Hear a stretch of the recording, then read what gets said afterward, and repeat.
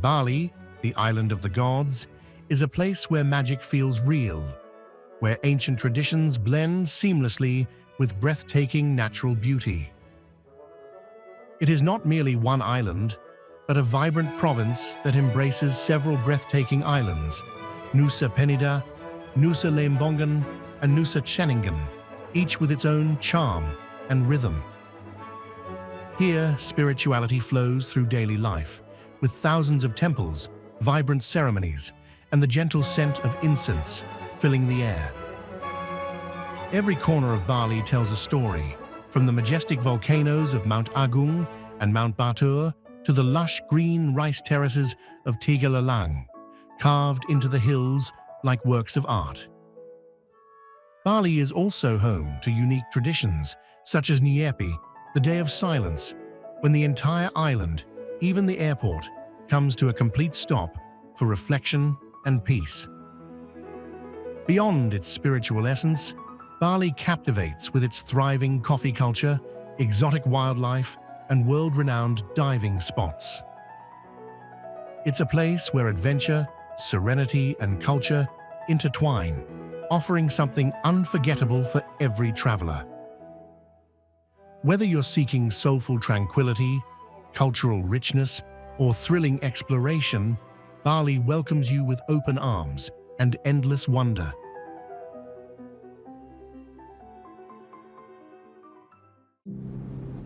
Towering 3,033 meters above sea level, Mount Agung is the highest mountain on the island of Bali and the fifth highest volcano in the whole of Indonesia.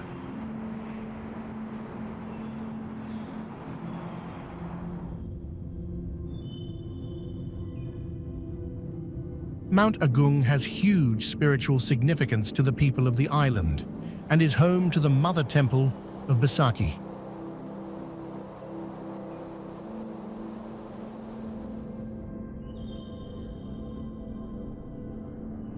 Balinese legend has it that Agung was created when the Hindu god Pasupati split Mount Meru, the spiritual axis of the universe, and formed Mount Agung with a fragment.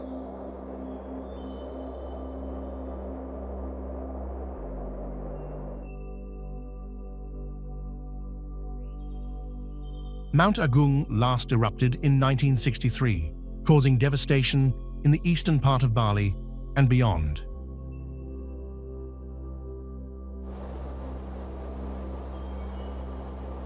Ancient Balinese texts demand that the most important of Balinese Hindu rituals, the Ekadasa Rudra, is performed every 100 years to purify our world.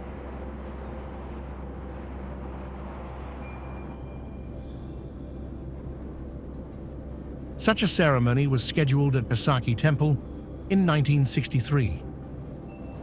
In February of that year, Mount Agung started to rumble, and high priests argued that this was a bad omen from the gods and that the wrong date had been scheduled for the ceremony.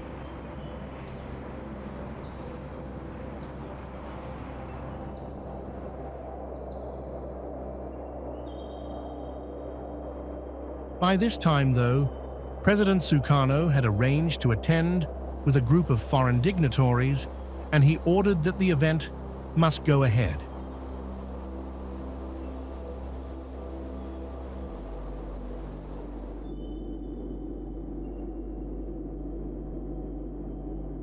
On March 8th, the mountain was in a full pre-eruption phase, and on March 18th, it blew with such force that the top 100 meters or more was blasted away.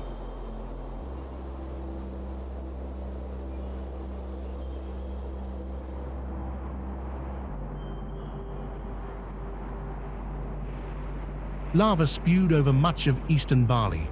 A devastating gas cloud swept across villages, and ash destroyed all crops.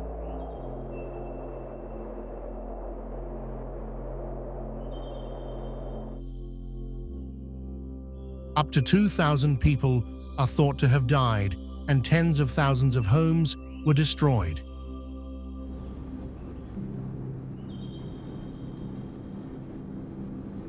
Quite remarkably, The mother temple of Besaki, perched high on the slopes of the mountain, was relatively untouched by this event, fueling the local spiritual reasoning for the eruption.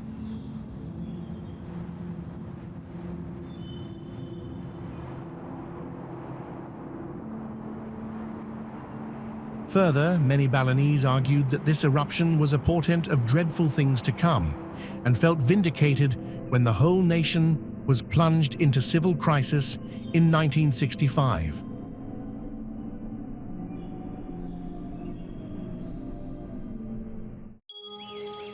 Pura Lempuyang Temple is one of the most famous temples in Bali, Indonesia. It is also known as the Gate of Heaven, and is a famous check-in location around the world. Pura Lempuyang Temple is a temple built to worship 6 gods.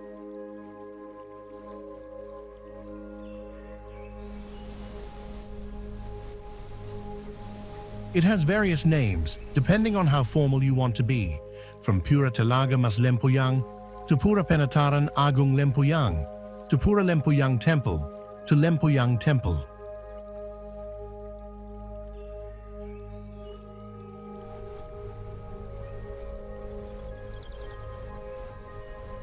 The names are various constructions around the location of the temple and its functions. Pura Penataran Agung Lempuyang refers to the complex of temples on the Lempuyang mountain opposite Mount Agung, for example.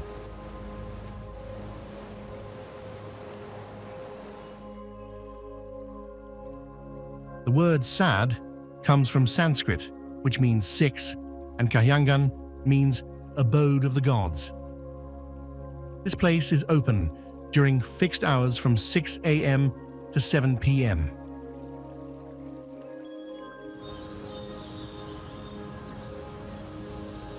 Lempuyang Temple predates most of the Hindu sites of worship in Bali, and it is believed to have been founded by Empu Kuturan, a holy man attached to the court of King Udanya in the 11th century AD.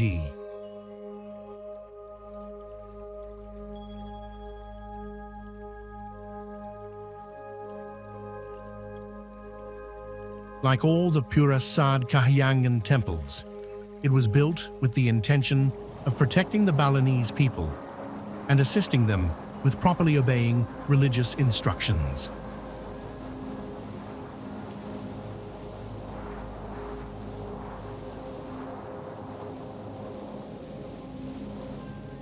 Legend says that a piece of the holy mountain, Mount Meru, was brought to Bali and broken into 3 pieces to form Mount Batur, Mount Rinjani, and Mount Agung.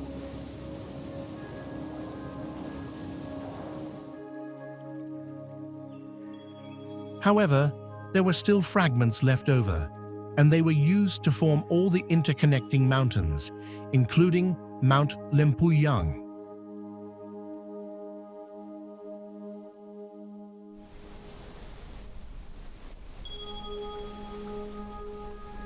These mountains are considered to be physical manifestations of gods, and thus they are literal gods guarding the island from harm.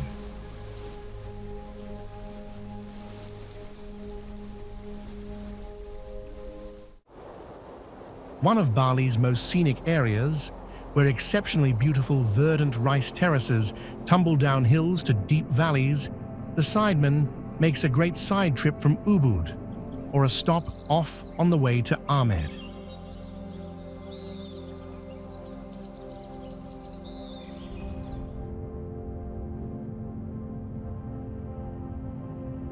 Sidemen is a quiet village in East Bali, nestled in the foothills of Mount Agung, Bali's sacred volcano.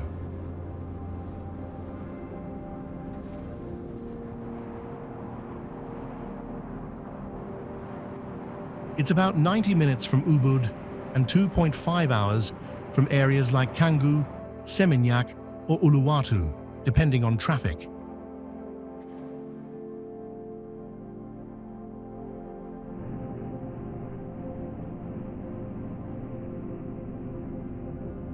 Despite its proximity to more popular regions, Sidemen feels like a world away, less crowded, more peaceful, and deeply rooted in traditional Balinese culture.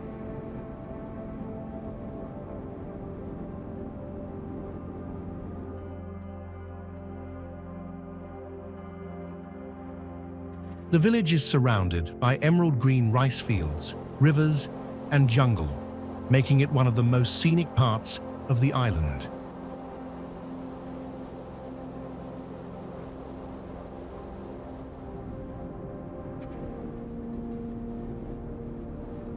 It's the kind of place you come to breathe, slow down, and reconnect with nature. Sidemen is also known for its traditional weaving.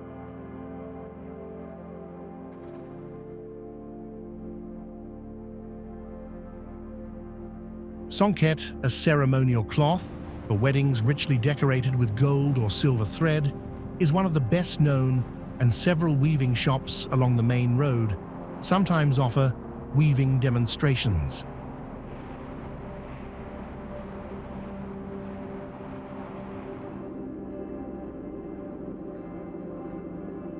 Look for the signs outside the shops or ask your driver, who will be sure to know. The best time to visit Sidemen is during the dry season, from April to October, when the skies are clear and the views of Mount Agung are spectacular.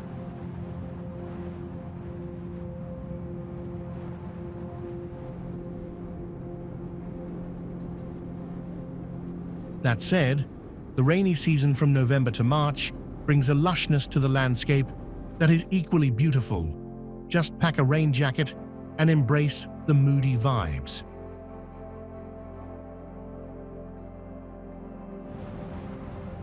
If you find this content interesting and useful, don't forget to subscribe to the channel to support and not miss the next interesting videos.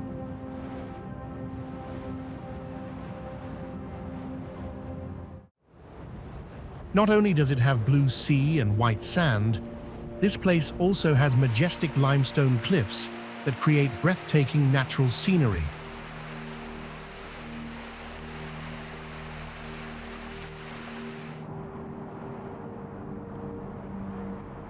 Nusa Lembongan, with an area of about 8 square kilometers, is covered in a stunning natural beauty.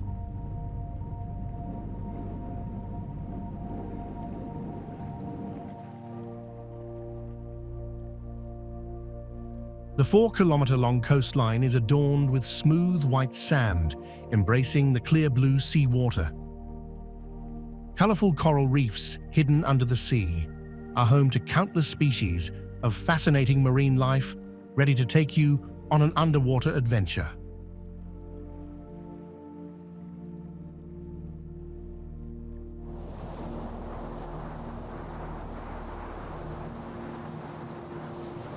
Marine conservation is considered extremely important to maintain future tourism levels on the island.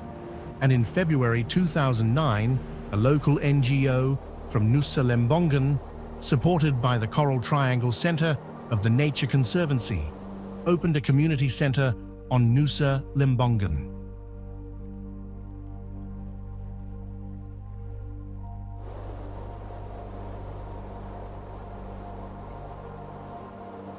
The waters around Nusa Lembongan and Nusa Penida have at least 247 species of coral and 562 species of coral reef fish.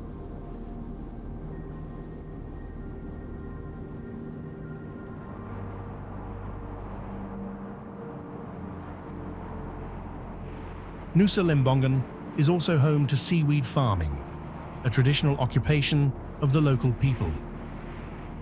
Seaweed is not only of high economic value, but also an important ingredient in Indonesian cuisine.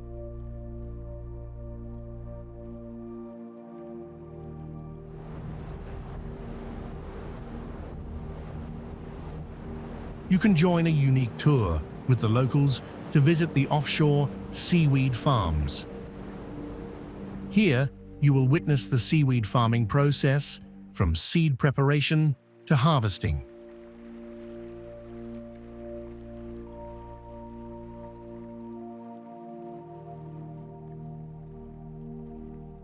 The friendly locals will enthusiastically share valuable knowledge about seaweed farming to help you understand more about their life and culture.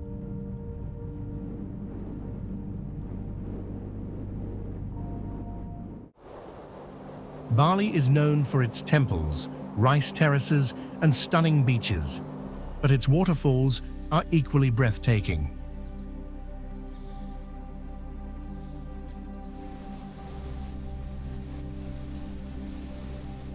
Among them, Tegenungan Waterfall stands out as one of the most popular and accessible. Located just outside Ubud, this 15-meter-high cascade offers a refreshing escape surrounded by lush jungle and the flowing waters of the Patanu River.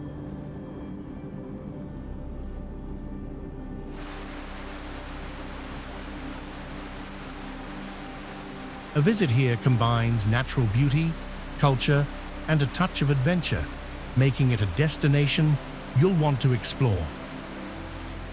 Tegenungan Waterfall, also known as Blangzinga Waterfall, is situated in Tegenungan Village, Kemanu, Janyar Regency.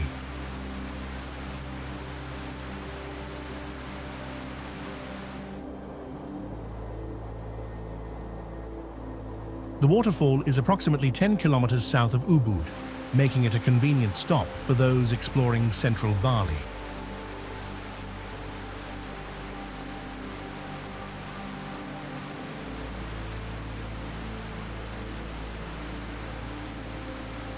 With a height of 15 meters, Tegenungan Waterfall is considered a modest waterfall compared to other waterfalls in Bali.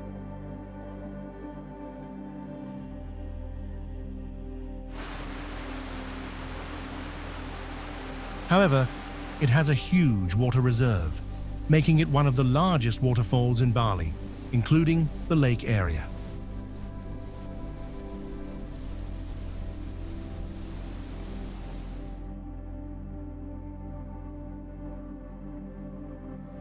Tegenungan Waterfall is a paradise for those who want to escape the hustle and bustle of urban life. When you come here, you can soak in the cool water, listen to the sound of the waterfall, and admire the natural landscape. Surely the above wonderful experience will leave you with deep impressions.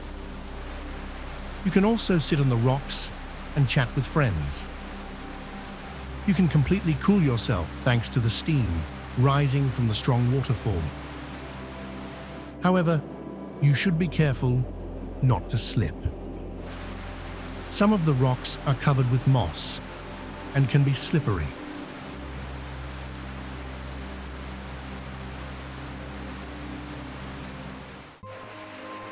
There are plenty of amazing temples in Bali, but one stands out from the pack as one of the most striking temples in Indonesia, Tanah Lot.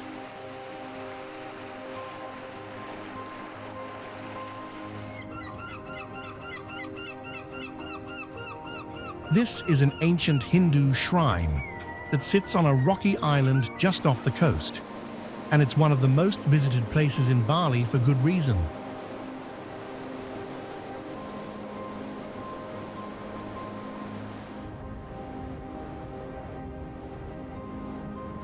You can find Tanah Lot Temple in Sidemen Village, Tabanan district, about 20 kilometers northwest of Denpasar.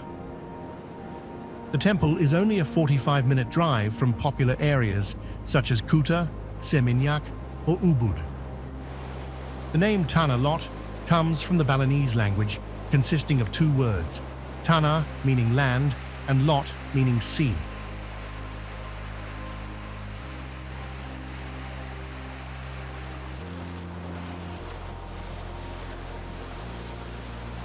Therefore, the temple is understood as land surrounded by the ocean, or Mother Earth in the ocean. This is the main temple that has the most influence on the Hindus on this island. Local believers here also call the temple Kayan Jagat. Tanah Lot is considered the place to worship the guardian deity of the ocean. When standing on the beach, looking out, you will see a total of two temples. Both are located on top of a large rock.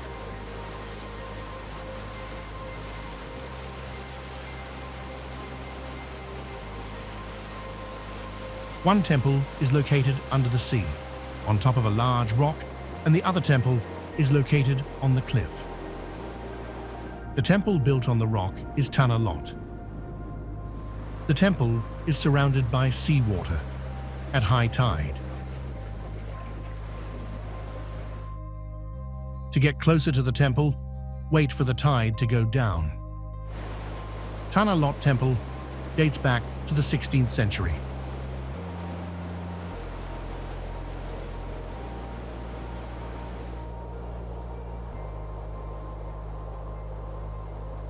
The Hindu monk Dang Hyang Naratha built the temple after being inspired by the natural beauty of the site during his travels along the coast of Bali.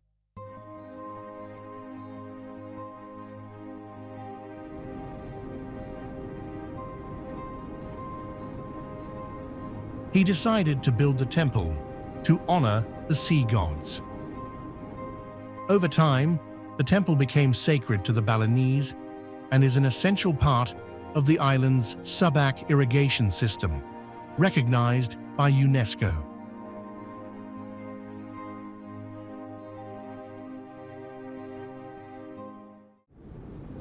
Jatiluwih Rice Terraces, a UNESCO World Heritage Site in central Bali, are absolutely unmissable. These are considered the best and largest rice terraces in Bali, and if you have time to visit only one, Jatiluwih is the perfect choice.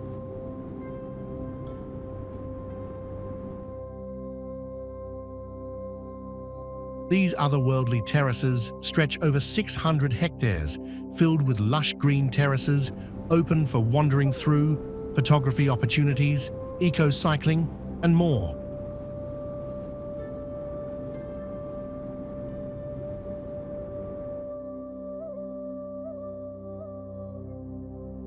You could spend hours here, getting lost in the rice terrace trails and magic.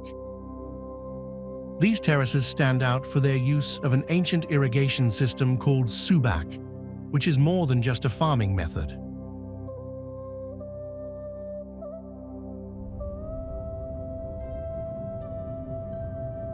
Subak embodies the Balinese philosophy of Trihita Karana, emphasizing harmony among humans, nature, and the spiritual realm, and reflecting Bali's deep cultural connection to the land.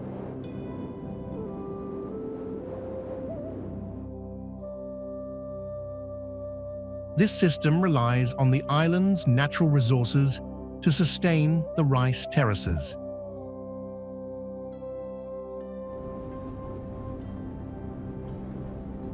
Farmers have practiced this rice cultivation technique for centuries, passing it down through generations.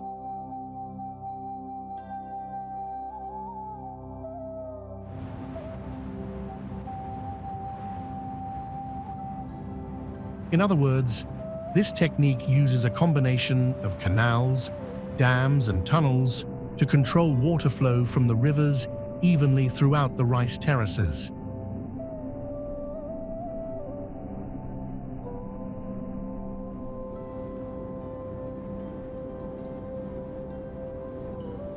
There are stories of Jatiluwih that are both historical and mythological. Some are still told, and to some extent believed today, among the local community.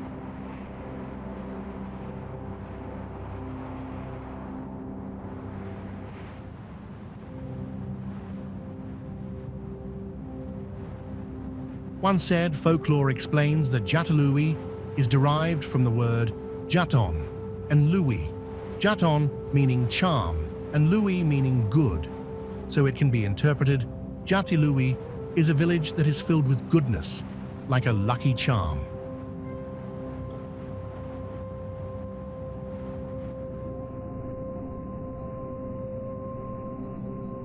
Another explanation for its name is that Jatiluwih was once a burial area of Jatayu, a mythology creature demigod in the form of a Garuda bird.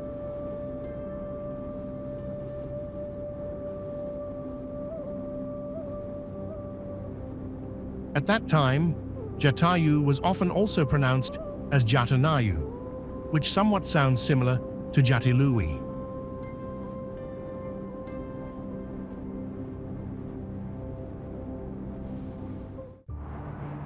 Have you ever wondered where on earth nature can carve breathtakingly beautiful artistic shapes? A cliff jutting out into the sea in the shape of a prehistoric dinosaur? If the answer is no, then welcome to Kelingking Beach in Indonesia.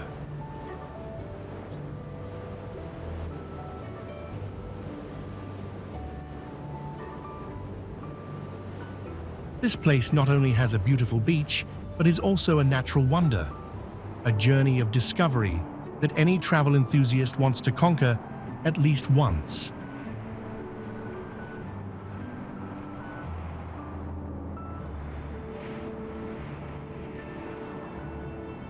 Kelingking Beach, also known as T-Rex Beach, is hidden on Nusa Penida Island, one of the 3 islands of the Nusa Archipelago in the administrative region of Bali.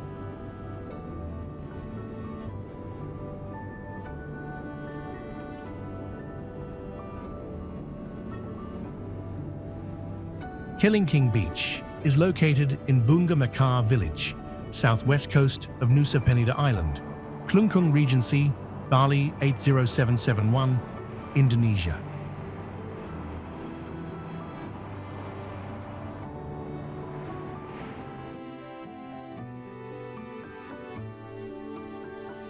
On Nusa Penida Island, the system of roads leading down to the sea is carefully invested, with walkways and handrails leading down to the sea.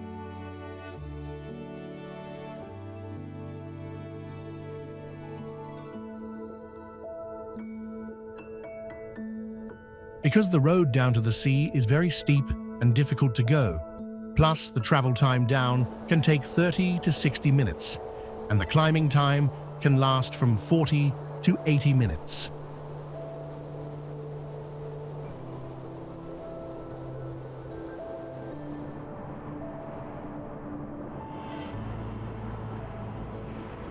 The name Kelingking means little finger in the local language and is actually a mountain range overlooking the sea that looks like the spine of a dinosaur.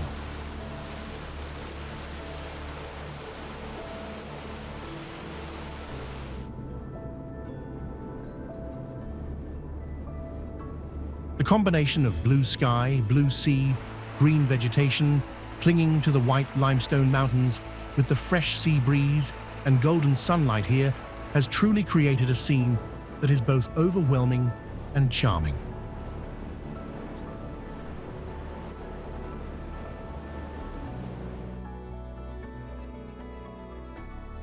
Far away at the end of the white sand strip of Kelingking Beach, a large cave that blocks the bright sunlight, you can come here and check in beautiful photos with a more unique image when coming to Kelingking.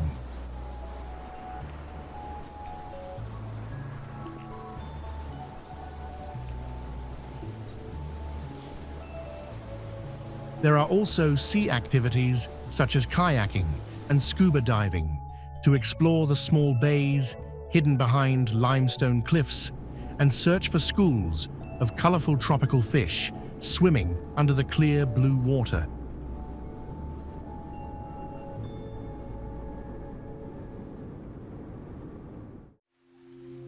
Located in Ubud on the island of Bali, you will find a nature preserve and Hindu temple complex inhabited by hundreds of wild monkeys. Yes, hundreds of highly entertaining monkeys. The sacred monkey forest sanctuary, also known as Ubud Monkey Forest, contains 27 acres of protected grounds, over 605 long-tailed macaque monkeys, and 3 14th century temples.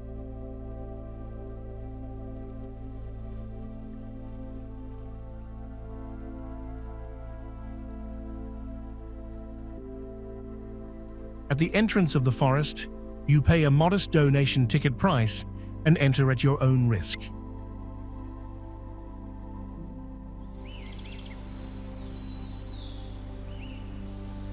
The place describes its conservation mission according to the Hindu principle of Trihita Karana, or 3 ways to reach spiritual and physical well-being, which seeks to help people live harmoniously.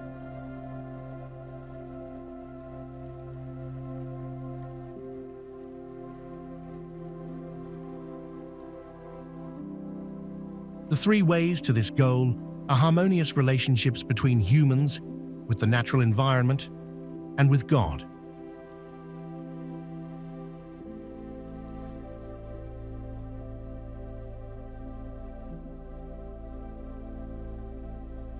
The park staff feeds monkeys sweet potatoes 3 times a day, providing them with their main source of food. The monkeys also feed on papaya leaf, maize, cucumber, coconut, and other local fruit.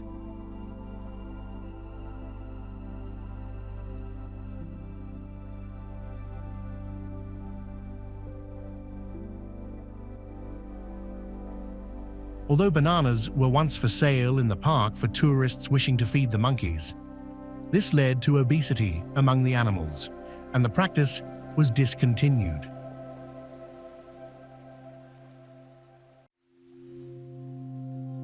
In addition, visitors are prohibited from feeding the monkeys snacks such as peanuts, cookies, biscuits, and bread.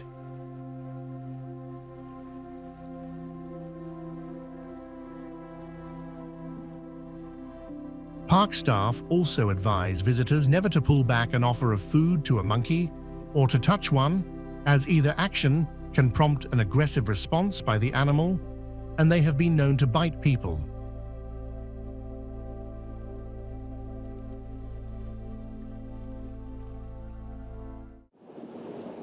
While much of Bali is racing towards modernity in a bid to win the hearts, minds, and wallets of visitors, Penglipuran Village is taking a rather different course.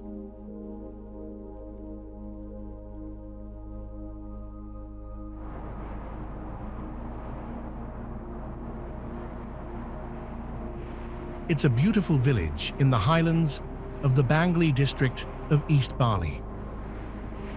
The village layout follows the principles of Trihita Karana, a philosophy of balance between people, nature, and the gods.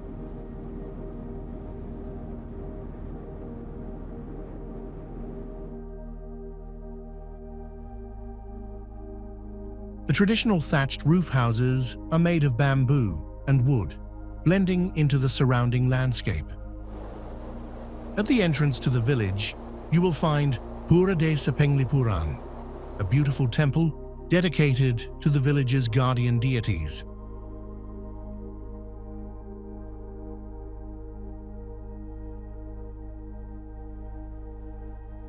Visitors can explore the temple grounds and learn about Balinese Hindu rituals. If you are lucky, you may witness a traditional ceremony.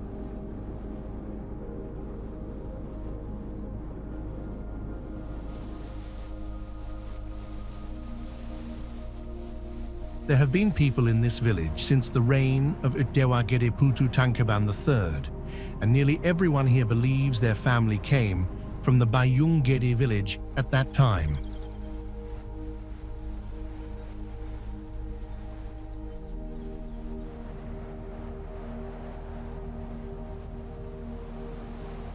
This is a positive aspect, as the Bayung Gede village was famous for people who excelled at religious pursuits, Balinese traditional customs, and martial defense.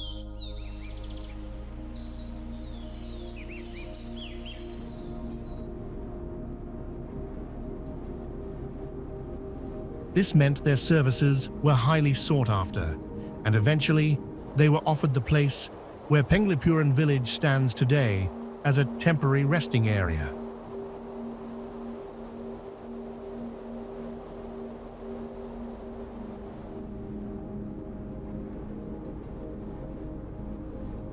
Eventually, people began to settle in the area, and the village became permanent. Penglipuran is derived from the words Pengaling Pura. Pengaling means remember, and Pura, which can mean temple also means ancestral home. Thus, the village name is a reminder of the fact that the people here are migrants from Bayung Gede.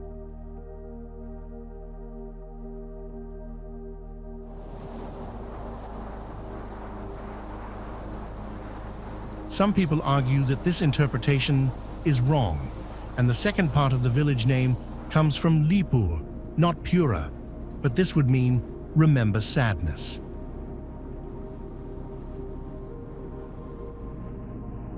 They say that this must be the case, as the Bangli king comes to the village temple to meditate.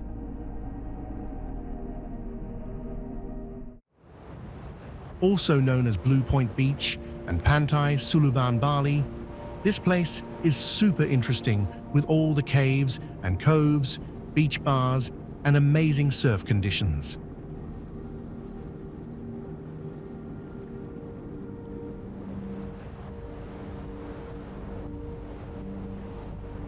It is Suluban Beach, a spectacular beach in Uluwatu, Bali. The area is famous for its amazing waves, which attract many surfers to the Uluwatu area.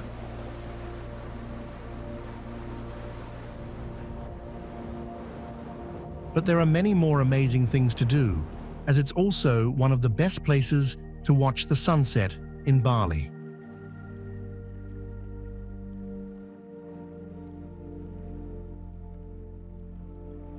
You will need to walk down a few hundred stairs before reaching the beach, which is situated a bit hidden behind a cave.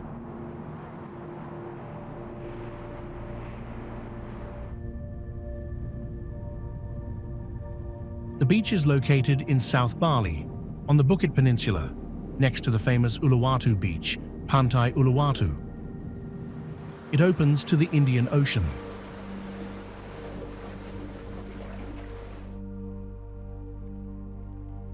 It is a small hidden beach, attracting surfers from all over Bali and the world. The Balinese name of the beach is Pantai Suluban.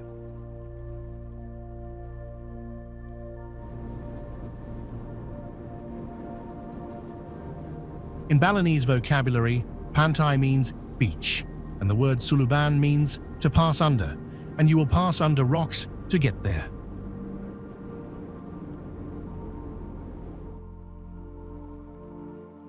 Balinese also believe that the gods descended to the human world on this beach.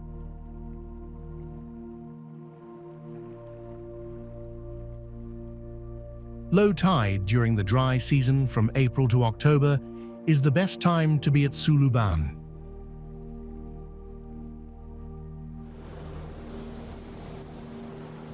During high tide hours, the waves can crash into the cave and the water will fill the entrance.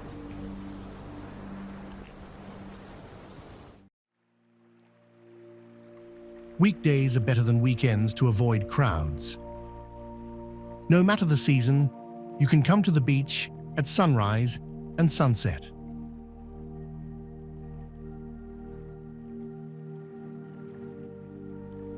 Early morning and sunrise are the best times to visit Suluban Beach, as the sun is not too hot yet and very few people are around.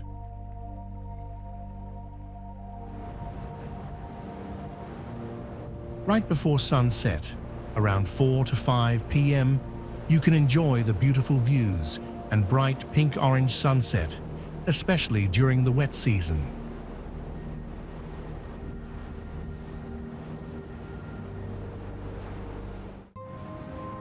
Bali is the island of the gods, because here, at the temples, Balinese people worship many gods with many mysterious legends that no one can ignore when coming to Bali.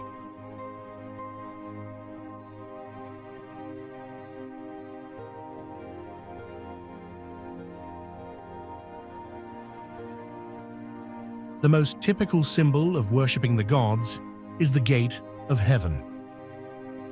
And the Handara Gate is an equally attractive destination and is a typical example of Candi Bentar architecture, a traditional Balinese gate style.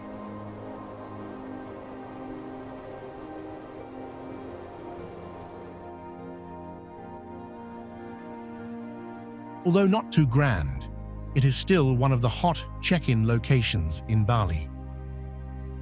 Handara Gate is located in the village of Pankasari, Sukasada, Buleleng, Bali, and is a beautiful gate with an amazing background view.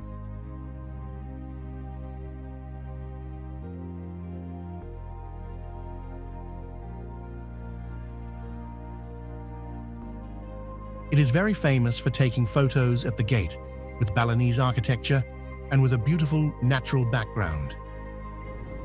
This place is very popular for tourists visiting the north of Bali, where many guests stop at this place just to take photos at the Handara Gate.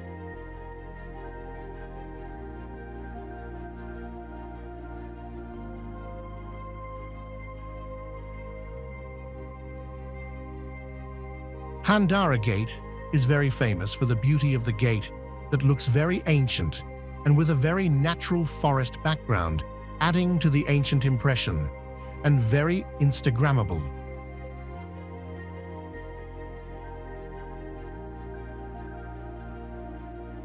Many tourists stop here to just take photos with the background of the Balinese gate model that looks ancient.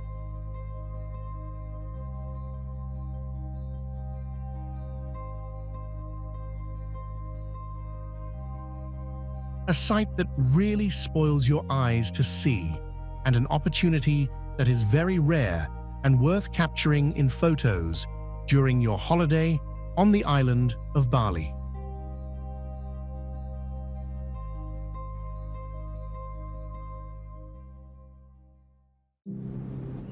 When people search for the best rice terraces in Bali, it's no surprise that Tegallalang rice terraces come up again and again.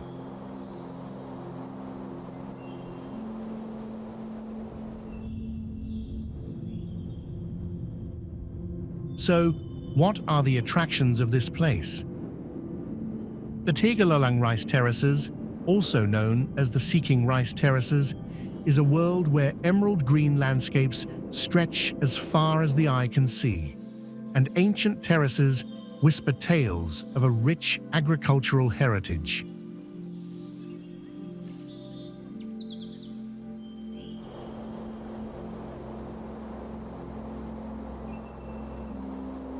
Close your eyes for a moment and imagine standing on the edge of rolling hills adorned with meticulously carved terraces, where vibrant green rice paddies cascade down the slopes like nature's staircase.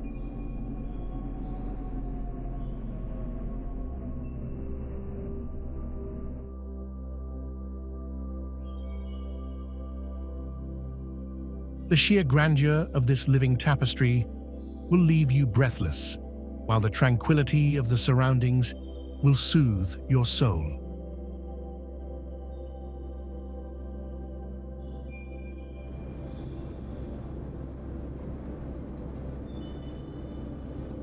Tegallalang Rice Terrace is only a short 20-minute drive north of Ubud, but those who prefer walking can take a 2-hour on-foot journey there.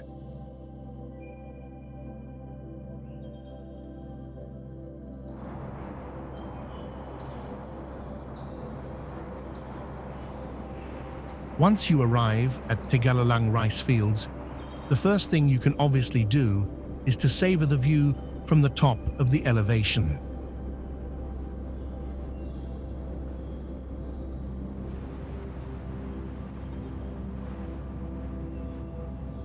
However, it's also possible for you to cross a small stream and get to the rice fields on the other side.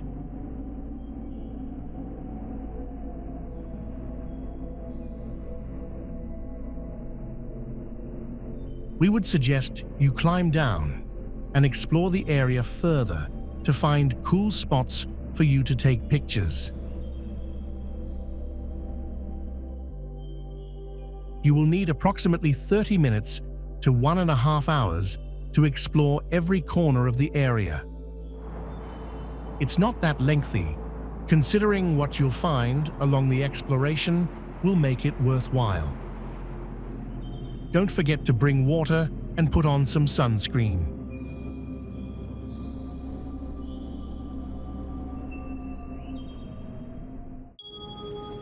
Dedicated to the Hindu Lord Vishnu and Garuda, this place is a fascinating cultural destination that draws visitors from around the globe. Garuda Vishnu Kenkana Cultural Park.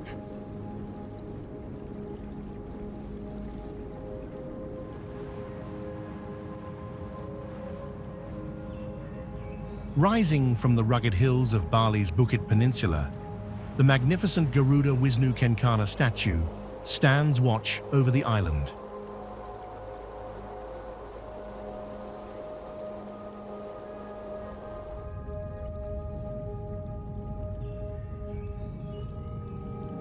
The towering statue is Bali's most iconic landmark and depicts the Hindu god Vishnu atop his mount, the mythical eagle Garuda.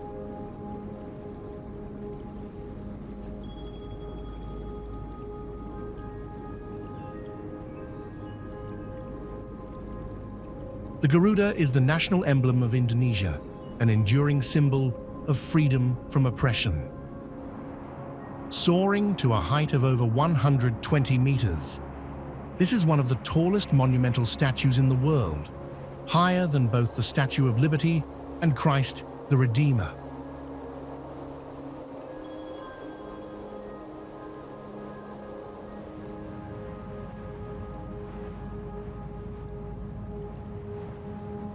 The statue provides a tantalizing glimpse into Bali's fascinating heritage through intriguing cultural performances, legendary folklore tales, immense sculptures, and dramatic cinematic presentations.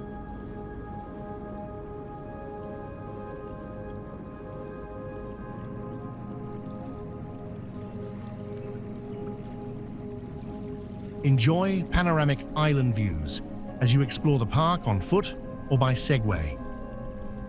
Garuda Vishnu Kenkana statue depicts Vishnu riding Garuda.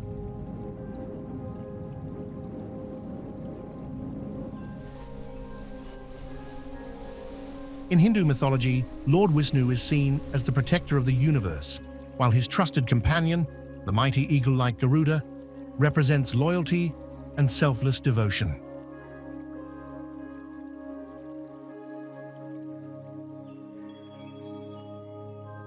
Kenkana means gold, and both are adorned in crowns of gold mosaic. The Garuda is also the national emblem of Indonesia and represents freedom.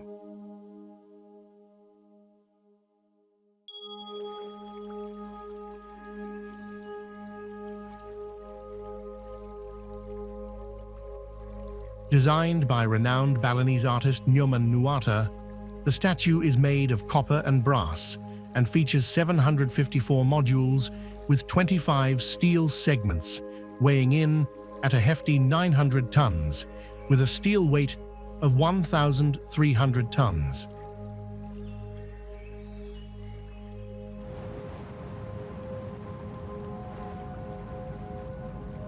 The statue and pedestal is 120.9 meters high, with a width of 64 meters, thanks to Garuda's wingspan.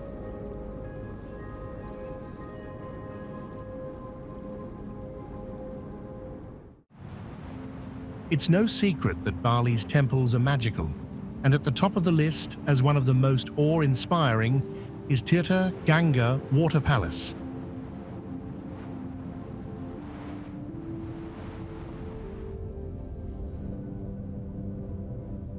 Nestled between the majestic mountains and lush rice fields of Bali, Tirta Gangga is a unique architectural work, symbolizing the fusion of culture and nature. This is one of the most famous temples in Bali. It is also the former palace of the Karangasem Empire. Today, it still holds some extremely rare royal treasures. Tirta Gangga means water from the Ganges in Indonesian. It has a large and grand water palace with steps to enter. Its pools have holy water, believed to have healing powers.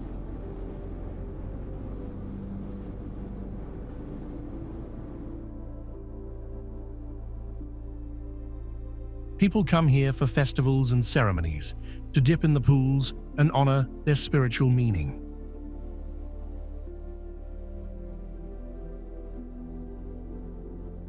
Balinese people believe it protects them from evil spirits, bad luck, and illness. Tirta Gangga is one of the best examples of Balinese culture and traditional architecture, with carved pillars, archways, and statues of gods.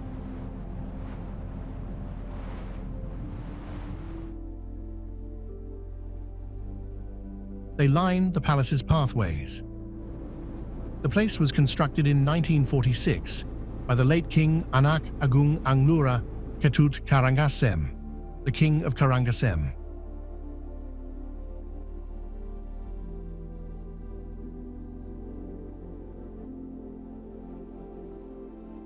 It was designed as a place of worship and meditation for the royal family. Its grounds are spread over a large area with lush gardens and pathways. The palace suffered significant damage during World War II when Japanese soldiers occupied it.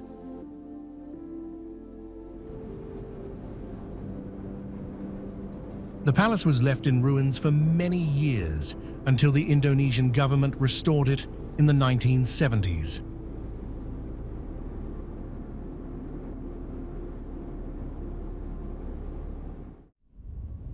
Pura Uluwatu Temple is located at the south end of Lake Tembelingan, the westernmost of three caldera lakes formed in a violent eruption approximately 20,000 years ago.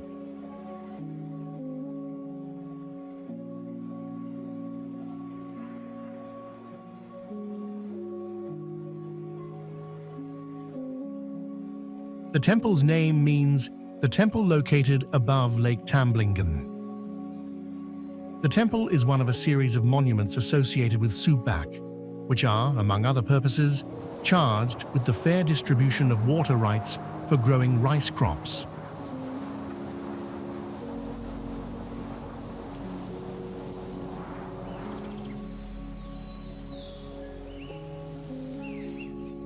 It honors the lake goddess Dewi Danu, a manifestation of Vishnu. She resides within the 11-tier Meru Tower, echoing a similar structure at Lake Bratton.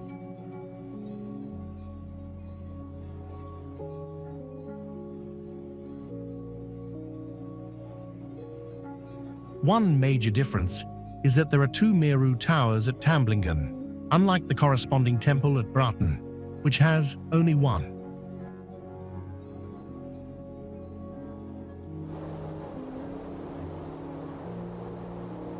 Also, the temple at Tembelingan is far smaller than the vast and spacious temple at Bratton, which serves as a mother temple for the Subak networks across all of Bali.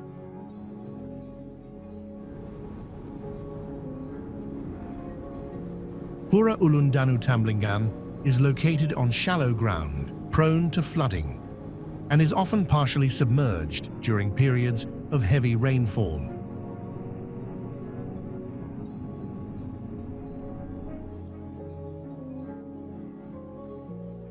The surrounding landscape is a pristine alpine forest devoid of human development, apart from a handful of houses and small temples on the east shore of the lake and the largely hidden Pura Dalam Tembelingan to the northeast.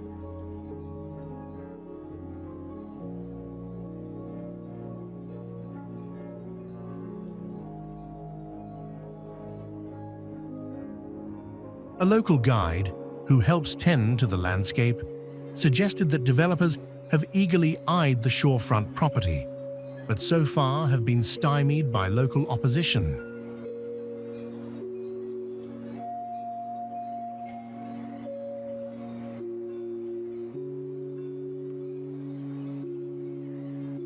How long that remains the case is an open question.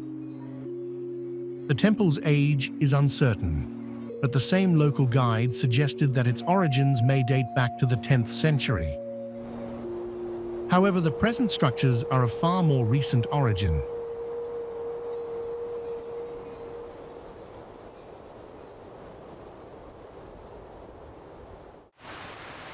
Sometimes you see a photo of a place and instantly think, I need to go there. For us, that place was Sekumpul Waterfall.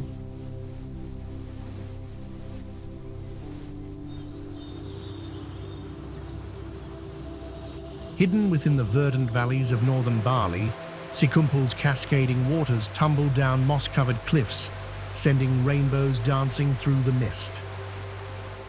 Sekumpul Waterfall is a huge twin waterfall in Singaraja, Bali, with two 80-meter-tall streams pouring out of the jungle treetops.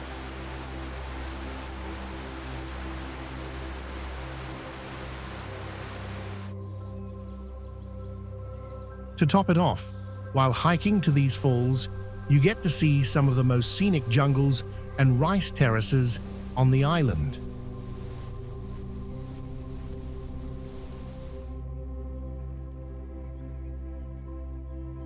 It's not dangerous, but the steep hike up and down to the falls is a big workout, and it takes about 30 to 60 minutes to get there, depending on where you park.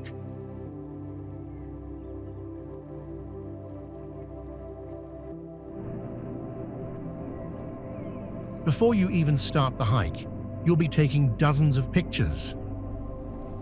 The views in North Bali are incredible: steep green mountains and rice terraces in all directions.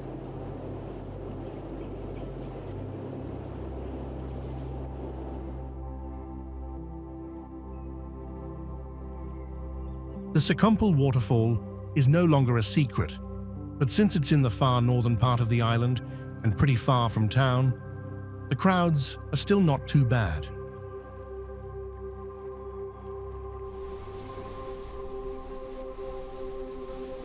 You can visit the Sekumpul Waterfall all year round.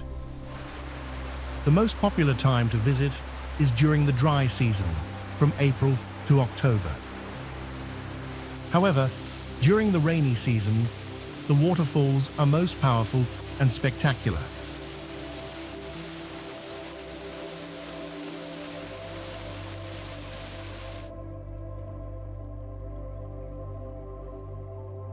If you prefer to visit with more chance for better weather, fewer crowds, and still a very powerful waterfall, then it's best to visit at the beginning of the dry season.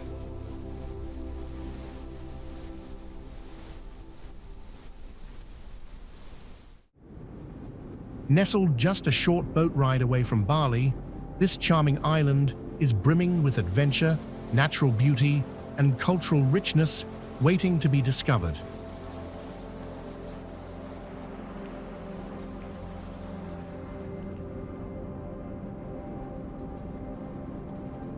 Let's explore the hidden gem, Nusa Ceningan Island. Nusa Ceningan is a small island situated between Nusa Penida and Nusa Lembongan.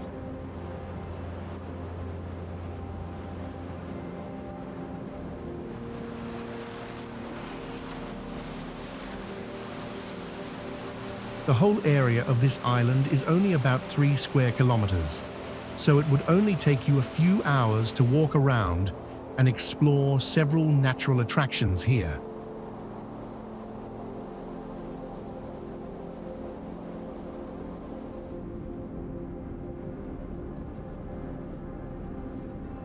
Mostly tourists come to snorkel, dive, or enjoy the beauty of Blue Lagoon and the seaweed cultivation.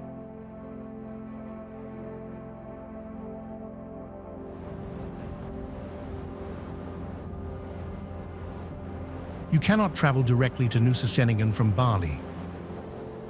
You can take a speedboat from Bali, Sanur Beach, to Nusa Lembongan or to Nusa Penida, and that takes about 30 minutes or so.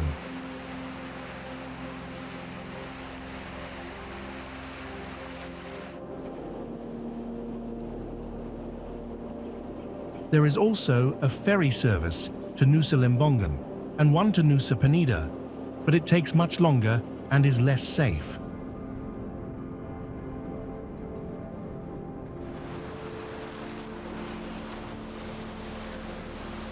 Given that it's pretty cheap to catch the fast boat, we can't see much reason to take a ferry unless you need to bring a scooter with you.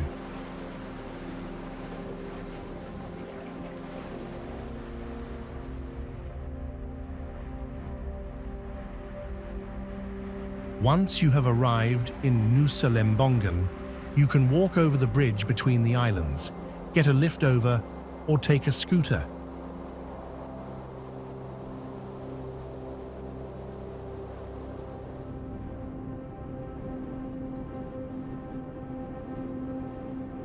If you're coming from Nusa Penida, there is no bridge, and you can catch a local boat service that runs from the Toya Paki harbour.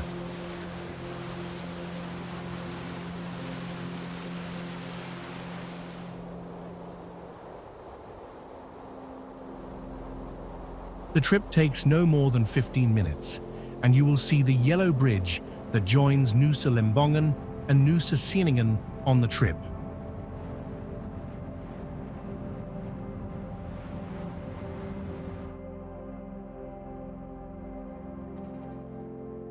The iconic yellow bridge is one of the most common shots on someone's Instagram after a visit to Nusa Ceningan.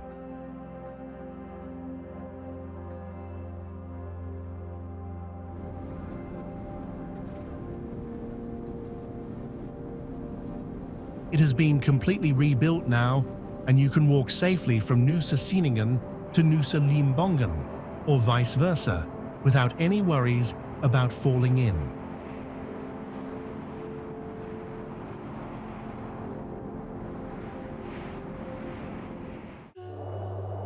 Rising majestically from the Kintamani Highlands, Mount Batur stands as one of Bali's most sought-after adventure destinations.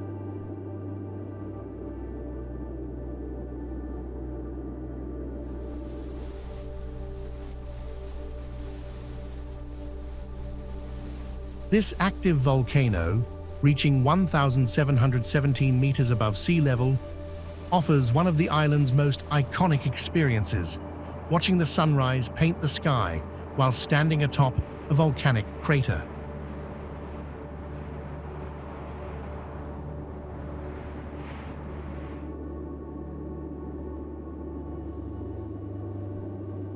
Since 2015, UNESCO lists the Batur caldera as a global geopark for its fantastic volcanic landscapes.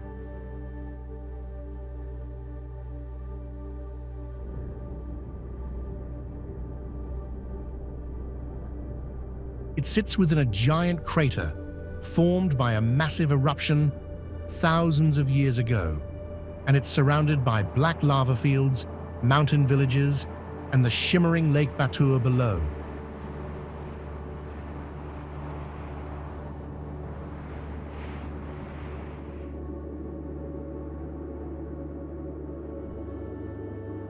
The mountain is part of an active volcano that's believed to have formed in a massive apocalyptic eruption about 25,000 years ago.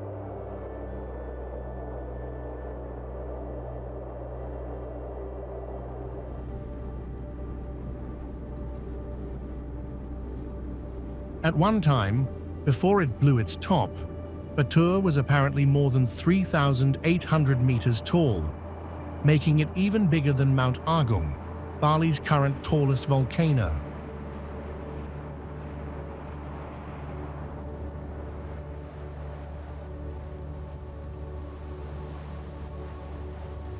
Almost 24 eruptions have happened at Gunung Batur since 1804, when recording first started, and it last erupted from 1999 to 2000.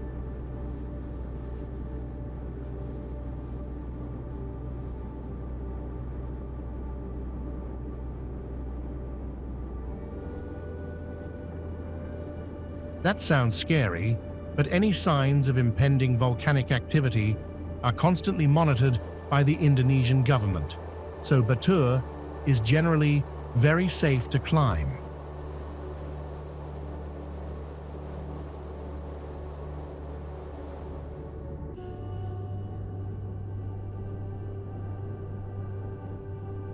Hiking Mount Batur is one of the most popular things to do in Bali, especially if you're the type who doesn't mind waking up at 2 a.m. for an unforgettable view.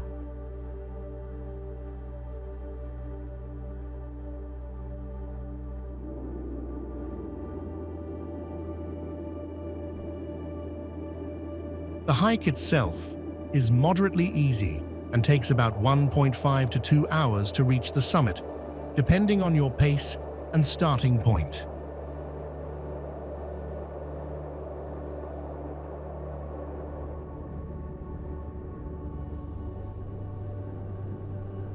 It rewards adventurers with panoramic views of Lake Batur, neighboring Mount Agung, and the sprawling Balinese landscape awakening with the first rays of the sun.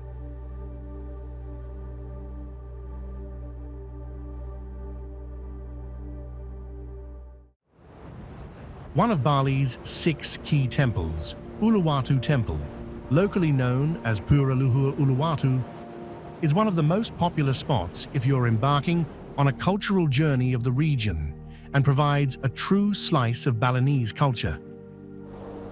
It's renowned for its magnificent location.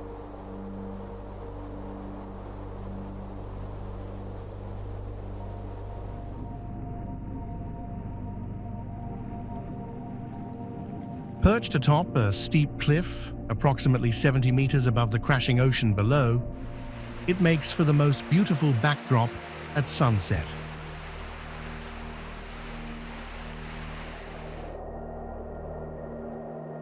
Without a doubt, what makes Uluwatu Temple spectacular is its high setting at the edge of a cliff and overlooking the waves of the Indian Ocean.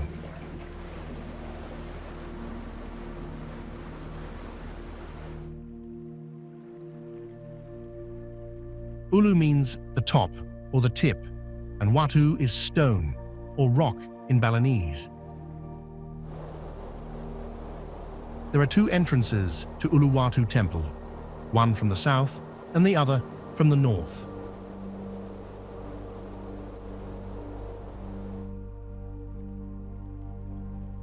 A small forest surrounds the temple where hundreds of monkeys dwell. They are believed to be the loyal guardians of the temple.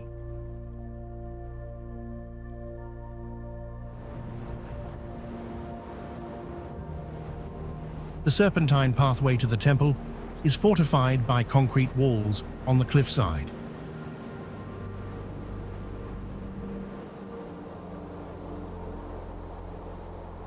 It usually takes about an hour to get from one end to another, as there are several fenced points along the way where you're sure to take a pause.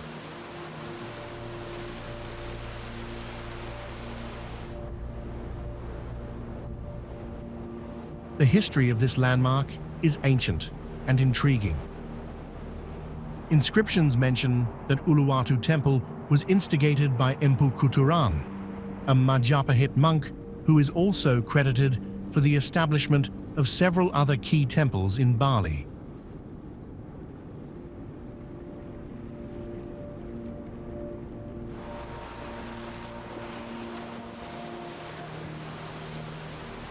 Empu Kuturan may have built a small temple on this site, but the structure was significantly expanded by a Javanese sage, Empu Kuturan, in the 11th century.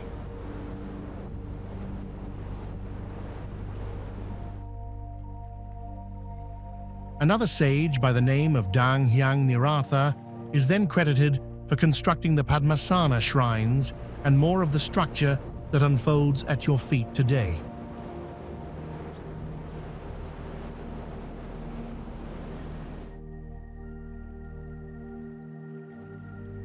The Balinese Hindus believe that the powers of the Hindu Trinity, Brahma, Vishnu, and Shiva, merge here.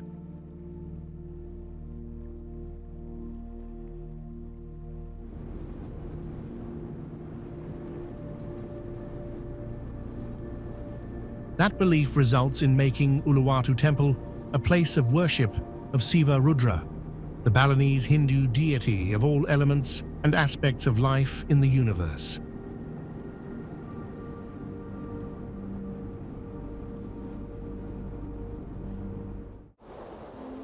Broken Beach, also known as Pasi Oog, is a beautiful tourist spot with a tunnel on a cliff, which allows seawater to flow into the pond.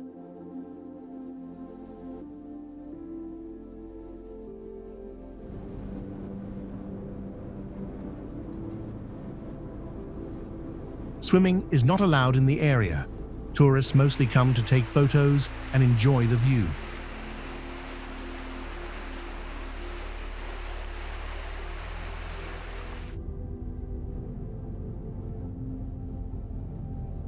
This is a remarkable spot on the west coast of Nusa Penida. This natural rock archway is a result of the erosion of Earth over millions of years. The arch at Broken Beach has been formed over many, many years and is now a true spectacle.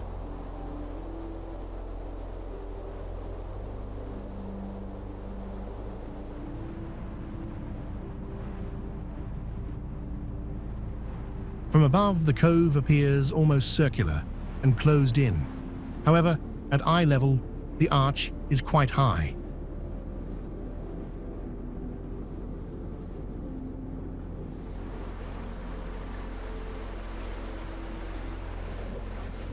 The spectacular cove of Broken Beach, with its crystal-clear turquoise waters, is one of the must-see spots on Nusa Penida Island.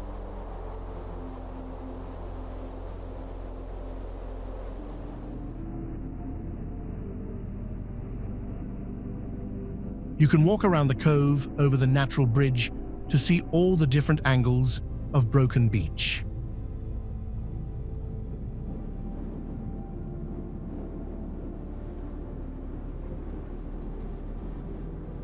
Unfortunately, there is no way down into the cove for a refreshing dip, although you can get in the water at Angel's Billabong around the corner.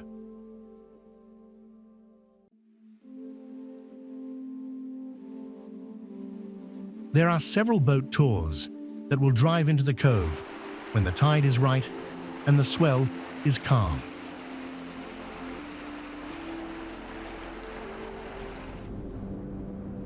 If you have a drone, you will love to see the aerial perspective of Broken Beach as well.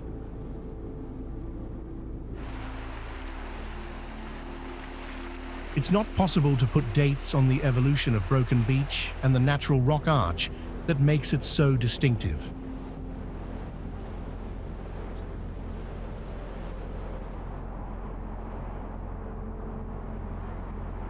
But it's certain to have taken thousands of years for the sea to have created this rock formation, and it seems likely that, over the course of time, the rock will further erode, and then the arch will collapse.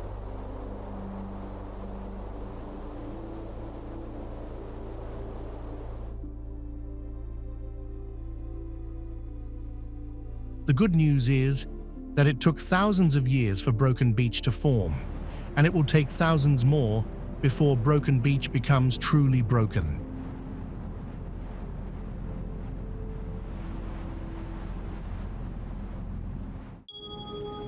Padang Bai is not only the harbour to the Gilis between Bali and Lombok, but it is also the closest gateway to some of Bali's greatest treasures.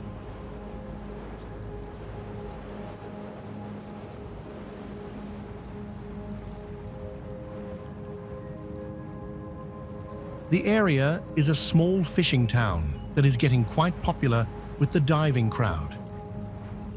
Most of Padang Bai's inhabitants are Hindus.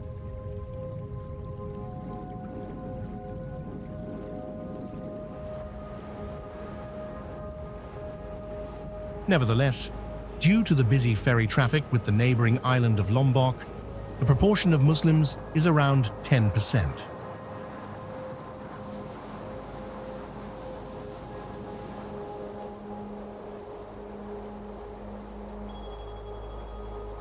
In contrast to some places in the south and on Bali's west coast, there are no large hotel complexes.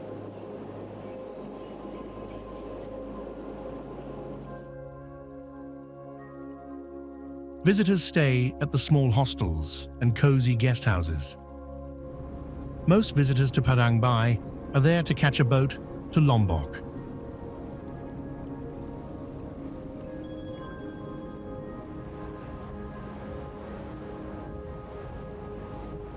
However, it is a charming little place in its own right, and many people cancel their trip in order to spend more time in this lovely village.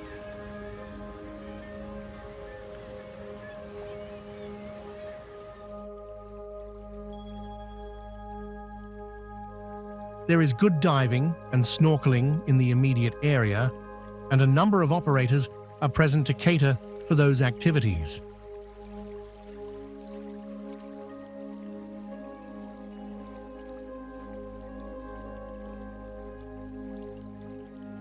This is also a fairly convenient base from which to explore some of the wider attractions of East Bali.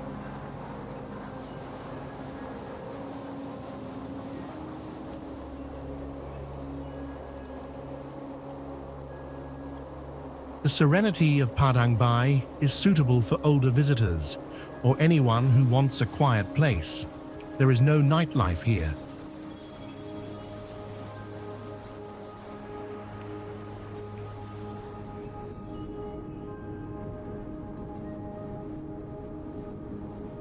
The main beach is generally awash with colorful double outrigger fishing boats in the shape of a marlin.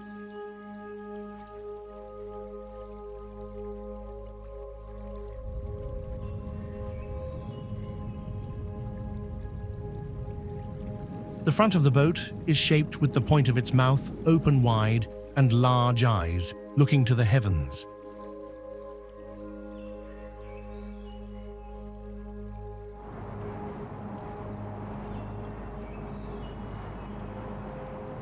Either side of the main beach are two other hidden coves with nice, quiet white sand beaches.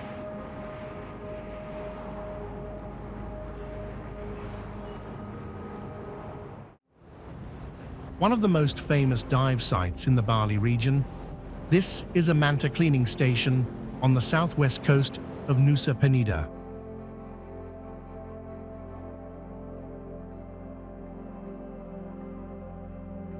An exposed site, Manta Point can only be dived when conditions are favorable. Located south of Nusa Penida Island and facing the Indian Ocean, Manta Point has frequent high waves.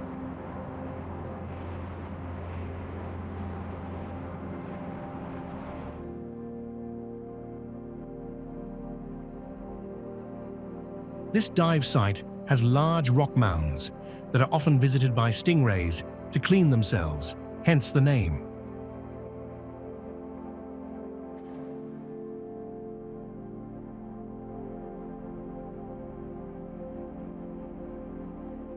In addition to the beautiful rays, Manta Point is also home to sharks, turtles, stingrays, moray eels, and macroscopic creatures.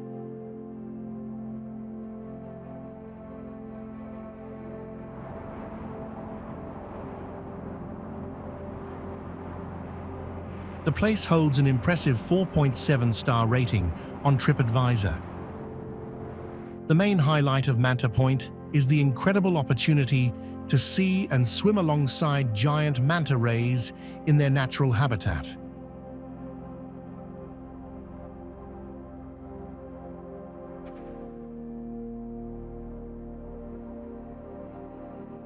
These graceful creatures often glide just meters away from divers and snorkelers, creating an awe-inspiring encounter.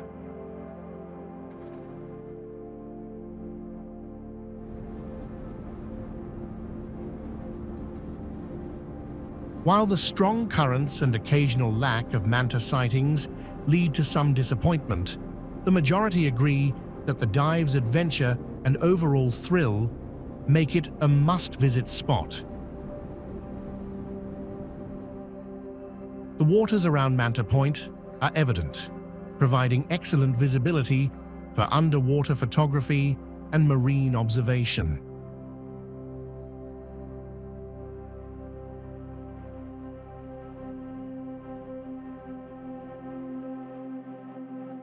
While Cape Manta is a spectacular experience, there are still a few challenges that visitors need to be aware of.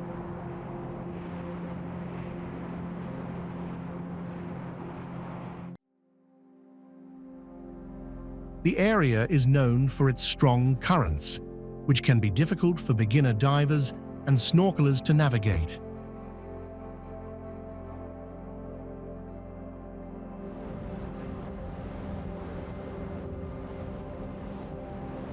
it's highly recommended to go with an experienced guide or instructor for safety. And compared to other Bali dive sites, Manta Point has cooler water temperatures, often ranging between 20 and 26 degrees Celsius.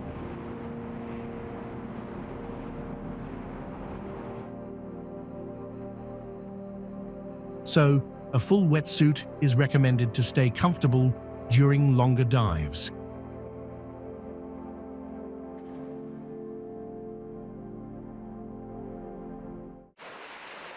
Prepare to be mesmerized by the raw power of nature at Devil's Tears, where the power of the ocean is evidently shown.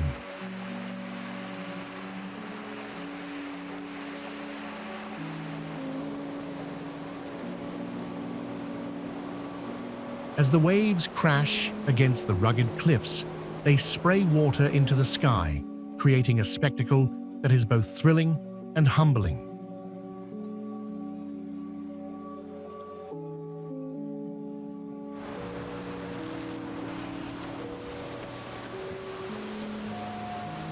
This natural phenomenon is a photographer's dream, offering great opportunities to capture the interaction between water and light.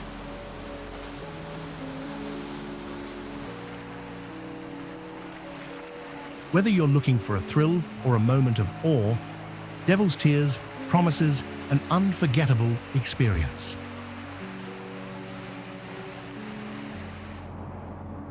As for the history of Devil's Tears, it is located in the village of Batu, Nusa Lembongan.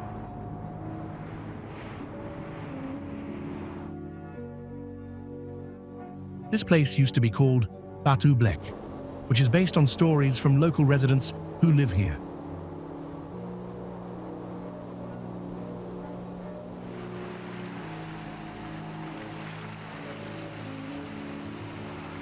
The name Batu Blek comes from the fact that this place was formerly used as an area for raising cows, where many local residents brought their cows to forage around the rock cliffs.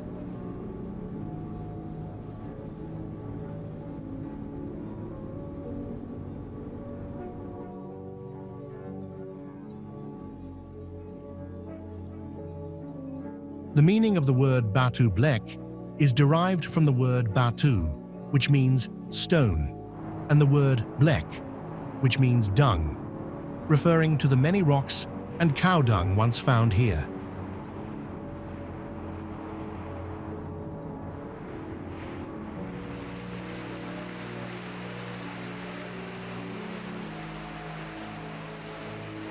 However, now that the area has been designated as one of the tourist destinations, you will no longer see cows here.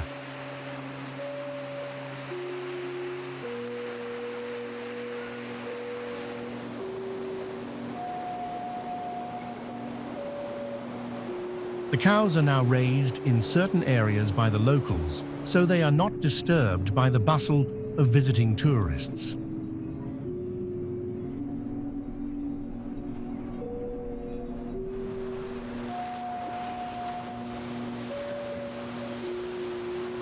This Devil's Tears tourist destination was first discovered by travelers exploring Nusa Lembongan, who noticed the beautiful sight of waves crashing against the rocks.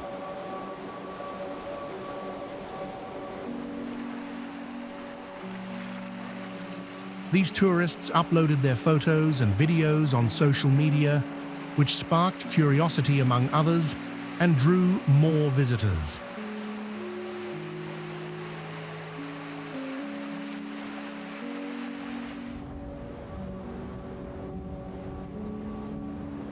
Eventually, Devil's Tears became very famous, and the local government designated it as one of the official tourist destinations on the island of Nusa Lembongan.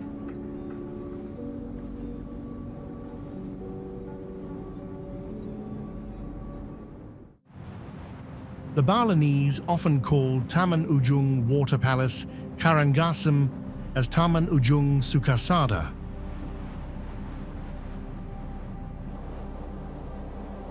International travelers also know it as Taman Ujung Floating Palace.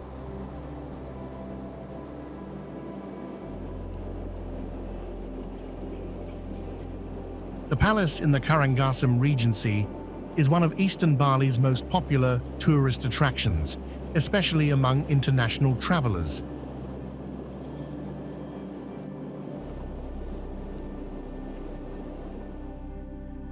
If you don't mind climbing about 100 stairs, you will see a pillar building without a roof at the top.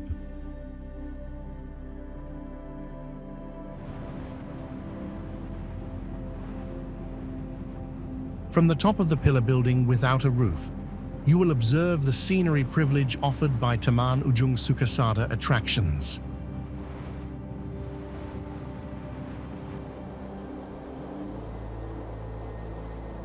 In the southeast, you will notice a blue sea scenery and Ujung Beach.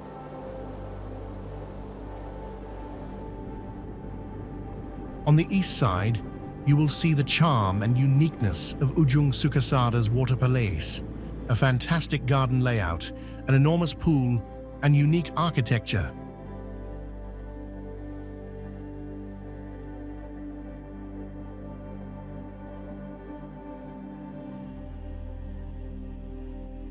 The royal king of Karangasem, I Gusti Bagus Jelantik, who holds the title of Anak Agung Anglura Ketut Karangasem, built the Taman Ujung Water Floating Palace in 1901.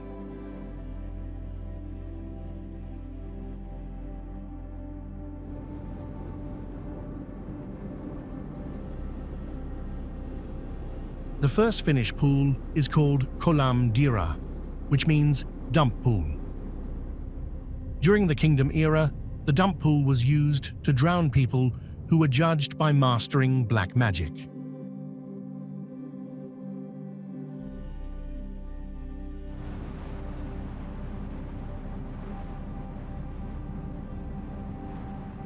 Furthermore, in 1909, the Karangasem king requested that a Dutch architect named Van den Hens and a Chinese architect named Lotto Ang improve the Dira Pond, which became King Karangasem's resting place.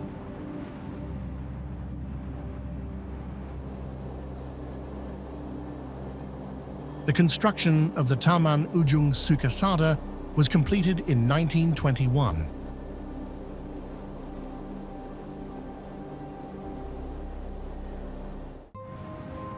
Nestled in the lush highlands of Bali, Pura Ulundanu Bratan is a breathtaking temple that enchants visitors with its ethereal beauty and deep cultural significance.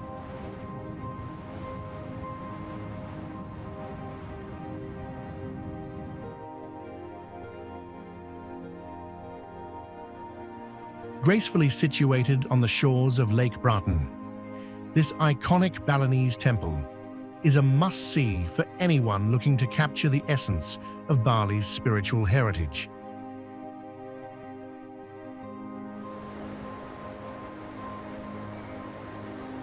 Its stunning architecture, surrounded by misty mountains and serene waters, makes it a haven for photographers and tourists alike.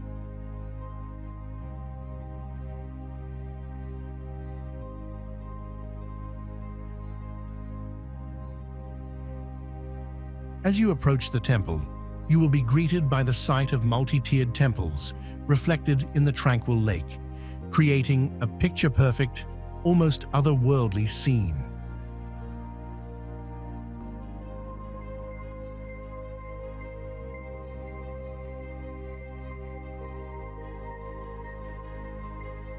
Pura Ulun Danu Bratan is more than just a feast for the eyes.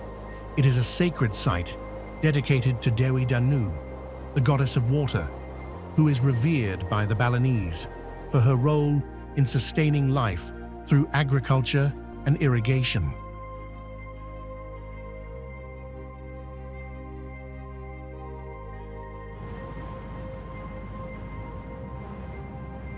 This cultural significance adds layers of meaning to the experience, inviting you to reflect on the harmony between nature and spirituality that is central to Balinese life.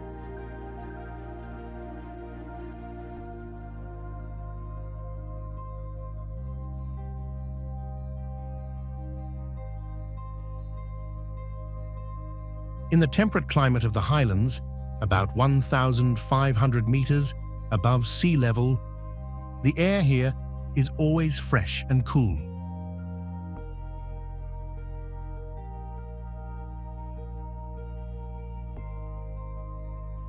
The main structures of Uluwatu Temple were built as early as 1556. In 1633, the temple was rebuilt by the King of Mengwi, I Gusti Agung Putu, with a blend of Hindu and Buddhist architecture.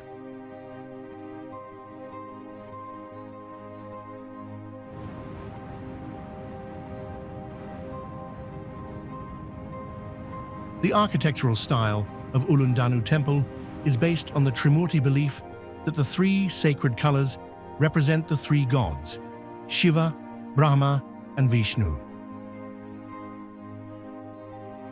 The first color is red, representing Lord Brahma, the creator. The second is black, symbolizing Lord Vishnu, the balancer and protector of the universe. Finally, white is for Lord Shiva, the destroyer.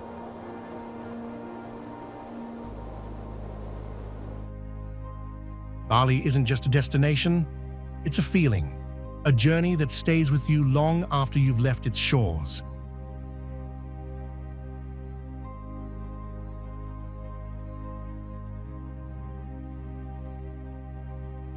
From its sacred temples and emerald rice terraces to its golden beaches and fiery volcanoes, every moment on this island is a harmony of nature, spirit, and culture.